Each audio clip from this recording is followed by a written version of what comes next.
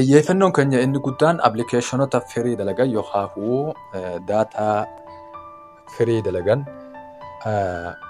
firii intarneet yookaan shabakaa bilash kan jedhamu irratti fuulleen keenya sanii waan ta'eef guyyaa guyyaadhaan isiniif gadhiifna.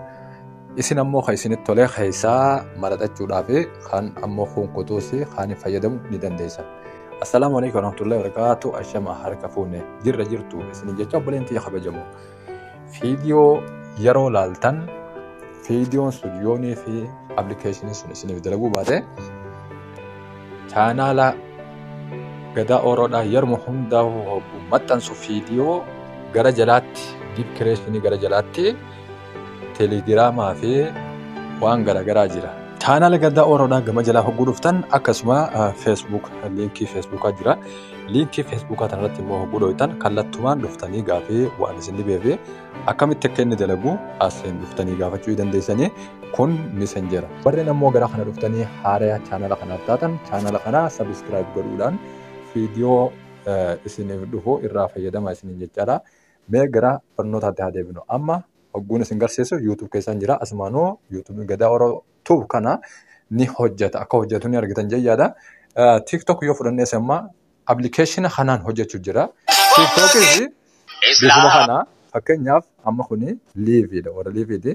Mee liivii tokko laallee hojjetuu fi hojjetuu dhabuu. Kaafaawudee garaa turte. Bifa kanaan hojjetu jechuudha. Mee appilikeeshiniin kun kami jechuun keessanii noolu. Appilikeeshinii kana dhaamsinee irra deebinee halaallu ni hojjetamu hin hojjetu. Appilikeeshiniin isa kami mee isiniin garsiise. Appilikeeshiniin isa kana kunuun argitan jee yaada. APN tuunel hajuu isa kana appilikeeshiniin kun haaraa. Isa kanarratti hogguu dhoofne akkamitti hojjeta. Hajuu koodiillee hin qabu isiniin cinqu. Horosii baay'ee sin qabu. Isanuma dhaamsuu fi qabsiisuudhaan hojjeta. Isa kana ammoo hogguu disconnect goonee dhaamsine gara gubbaatti amma disconnect akka ta'e ni argitanii. Mee if duuba deebinee viidiyoota reefuun tana dalagu kanneen akka TikTok faana ni dalagamu kan dalagu waliin haa ilaallu. Kunoo akkuma laaltanii gartan kana amma hulii hin dalagu viidiyoo reefuu malee. YouTube's bifuma kana reefu yoo nifinu ifsi ammaan tana ni mara. Kana hunda wanni isin garsiisuuf warroota tokko jiru hin dalaguu qofa hangumaachan. Warri isiniif dalaguu dide messengeraan kottaa. Amma ni dalagamuu hin dalagamuu irratti waliin laalla. Amma eega inni hin dalagu ta'e amma serverii keessa hogguu seennu zeen kana ni gartan zeen firii kanarra kaa'attanii zeen firiin asirra jira kunuun ni argitanii achirratti dhooytanii isa sanirratti hogguu yeroo takkaaf gachuukaaftan asin isinii ba'a. Waan biraa serverii waan jirtan hin jiru connectii irraa disconnectii godhuudhaaf connectii dhahuu qofa. Amma dalagee jira.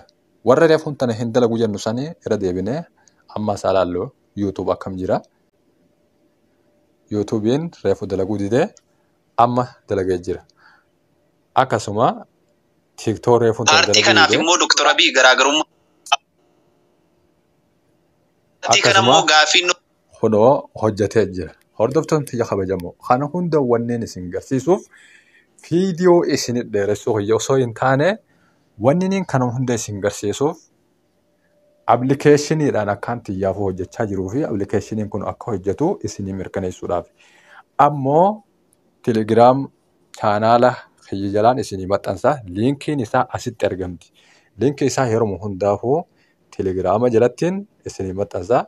Fakkeenyaaf teelegiraama Gadaa Oroo kanarratti hogguu dhooytan liinkonni garaagaraa ajjala jiru. Ajjala argattu. Warri yaada qabdan ammoo dhuftanii asiin naa barreessuu dandeessanii viidiyoo biraatiin hamma walitti deebinutti nagayannaaf tura.